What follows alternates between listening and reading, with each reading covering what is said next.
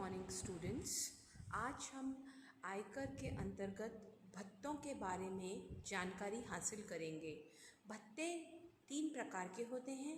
पहले होता है पूर्णतः कर मुक्त भत्ते, दूसरे होते हैं अंशतः कर मुक्त भत्ते और तीसरे होते हैं पूर्णतया कर योग्य भत्ते।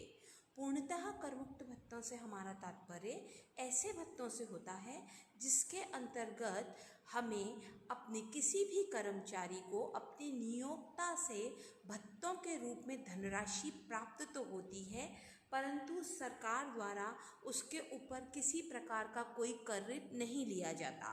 अंशतः कर मुक्त भत्तों से हमारा तात्पर्य ऐसे भत्तों से होता है जो कि कर्मचारी को अपने नियोक्ता से प्राप्त होते हैं, लेकिन उनके कुछ अंश पर सरकार द्वारा कर लिया जाता है और कुछ अंश उसका कर मुक्त होता है। तीसरे होते हैं पूर्णतया कर योग्य भत्ते। ये ऐसे भत्ते होते हैं जिनके अंतर्गत 100% राशि जो हमें अपने कर्मचारी से प्राप्त होती, जो कर्मचारी को अपने नियोक्ता से प्राप्त होती है, उसकी संपूर्ण राशि पर उसे कर देना पड़ता है। सबसे पहले हम देखेंगे पूर्णतया कर मुक्त भत्ते, अर्थात ऐसे भत्ते जिनके ऊपर कर्मचारी को बिल्कुल भी टैक्स यानी आयकर नहीं देना पड़ता। ये निम्न प्रकार के हैं। देखिए, पहला है विदेशी भत्ता, अर्थात यदि किसी कर्मचारी को नियोक्ता द्वारा विदेश अपने किसी कार्य से यानी कंपनी के ही किसी कार्य से भेजा जाता है और वहाँ पर उसे वहाँ पे रहने के लिए कोई अतिरिक्त भत्ता दिया जाता है, तो वो पूर्णतः कर मुक्त होता है। दूसरा है उच्च न्यायालय एवं उच्चतम न्यायालय के न्यायाधीशों के भत्ते। उच्च न्यायालय एवं उच्चतम न्यायालय में जितने भी न्यायाधीश हैं उन्हें किसी भी प्रकार का कोई भत्ता मिलता है, चाहे वो चिकित्सा भत्ता हो, चाहे वो बच्चों का एजुकेशन अलाउंस हो, चाहे वो मकान किराया भत्ता हो, संपूर्ण भत्ते की राशि कर मुक्त होती है। तीसरा है कर्तव्य पालन हेतु किए गए व्ययों की पूर्ति हेतु भत्ते, अर्थात यदि किसी नियोक्ता द्वारा अपने कर्मचारी को कर्तव्य पालन करने के लिए कोई भत्ता दिया जाता है, अर्थात यदि नियोक्ता द्वारा कोई कार्य दिया गया है कर्मचारी को, तो कर्मचारी का कर्तव्य है वो उसे पूरा करे और उस कर्तव्य को पूरा करने के लिए कोई अतिरिक्त अमाउंट उसे दिया जा रहा है, तो वह भी उसका सैलरी का पार्ट तो होगा लेकिन पूर्णतः कर मुक्त होगा। अगला है यात्रा भत्ता। यदि किसी नियोक्ता द्वारा अपने कर्मचारी को कंपनी के कार्य से या संगठन के कार्य से कहीं भेजा जाता है और यात्रा भत्ता दिया जाता है, तो वह कर्मचारी के लिए कर मुक्त होता है। अगला है दैनिक भत्ता यानी डेली अलाउंस। यदि किसी नियोक्ता द्वारा अपने कर्मचारी को रोज़मर्रा की अपने नियोक्ता जब कर्मचारी को एक स्थान से दूसरे स्थान पर भेजता है या कंपनी के किसी कार्य से उसे दैनिक भत्ता देता है, तो वह भी पूर्णतः कर मुक्त होगा। अगला है सवारी भत्ता अर्थात कन्वेंस अलाउंस। यदि नियोक्ता द्वारा अपने कर्मचारी को स्वयं का कार्य को सिद्ध करने के लिए अपने उसकी सर्विस से रिलेटेड किसी कार्य के लिए एक स्थान से दूसरे स्थान पर भेजा जाता है और कन्वेंस अलाउंस दिया जाता है, तो वह कर्मचारी के लिए पूर्णतः कर मुक्त होगा।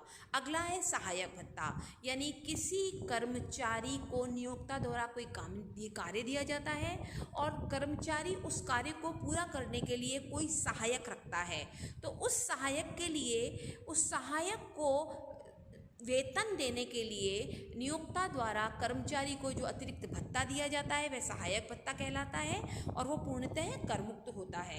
अगला है वर्दी भत्ता। यदि नियोक्ता द्वारा कर्मचारी को वर्दी सिलवाने के लिए कोई भत्ता दिया जाता है, तो वह भी कर्मचारी के लिए पूर्णतः कर मुक्त होगा।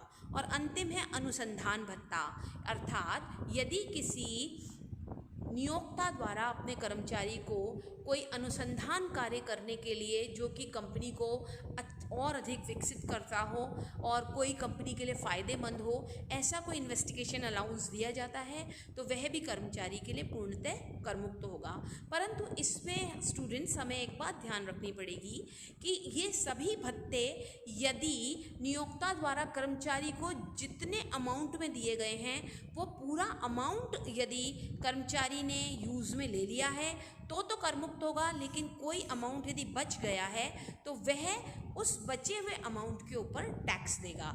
जैसे मैं आपको एक एग्जांपल बता देती हूँ कि नियोक्ता द्वारा कर्मचारी को 2,000 रुपये दिए गए वर्दी बनवाने के लिए, लेकिन वर्दी 1,500 रुपये में ही बन गई, तो बाकी बचाए हुए 500 रुपये कर्मचारी के लिए कर योग्य हो जाएंगे।